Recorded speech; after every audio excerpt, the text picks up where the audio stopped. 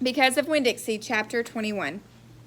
After I got Otis convinced to come, the rest of getting ready for the party was easy and fun. Me and Gloria decided to have the party at night, when it would be cooler. And the afternoon before, we worked in Gloria's kitchen and made egg salad sandwiches. We cut them in triangles and cut off the crust and put little toothpicks with frilly tops in them. Winn Dixie sat in the kitchen and looked at us the whole time. He kept on wagging his tail. "That dog thinks we making these sandwiches for him," said Gloria Dump. Winn Dixie showed Gloria all his teeth. "These ain't for you," she told him. But when she thought I wasn't looking, she gave Winn Dixie an egg salad sandwich without the toothpick. We also made punch. We mixed together orange juice and grapefruit juice and soda in a big bowl. Gloria called it dump punch. She said she was world famous for it, but I had never heard of it before. The last thing we did was decorate the yard all up. I strung pink and orange and yellow crepe paper in the trees to make it look fancy. We also filled up paper bags with sand and put candles in them. And right before it was time for the party to start, I went around and lit all the candles. It turned Gloria Dump's yard into a fairyland. Said Gloria Dump, looking around. "Even somebody with bad eyes can tell it looks good." It did look pretty. It looked so pretty that it made my heart feel funny, all swollen and full, and I wished desperately that I knew where my mama was so she could come to the party too. Miss Franny Block was the first person to arrive. She was wearing a pretty green dress that was all shiny and shimmery, and she had on high-heeled shoes that made her wobble back and forth when she walked. Even when she was standing still, she still kind of swayed like she was standing on a boat. She was carrying a big glass bowl full of litmus lozenges. "I brought a little after-dinner treat," she said, handing the bowl to me. "Thank you," I said. I put the bowl on the table next to the egg salad sandwiches and the punch. Then I introduced Miss Franny to Gloria, and they shook hands and said polite things to each other. And then Sweetie Pie's mother came by with Sweetie Pie. Sweetie Pie had a whole handful of pictures of dogs she had cut out of magazines. "It's to help you with your theme," she said. "You can use them to decorate. I brung tape, too."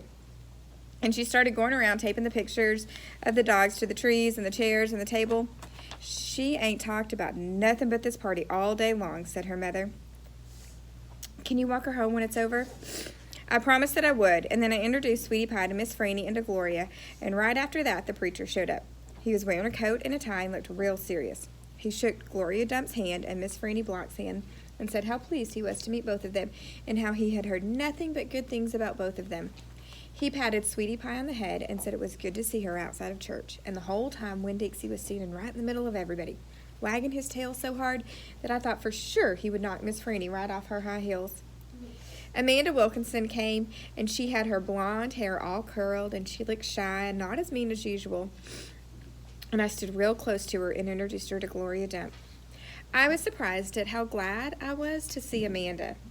And I wanted to tell her I knew about Carson. I wanted to tell her I understood about losing people, but I didn't say anything. I was just extra nice. We were all standing around smiling at one another and acting kind of nervous when a real screechy voice said, "Gertrude's pretty bird!" Winn Dixie's ears went straight up on his head, and he barked once and looked around. I looked too, but I didn't see Gertrude or Otis. "I'll be right back," I said to everybody. Me and Winn Dixie went running around to the front of the house, and sure enough, standing there on the sidewalk was Otis.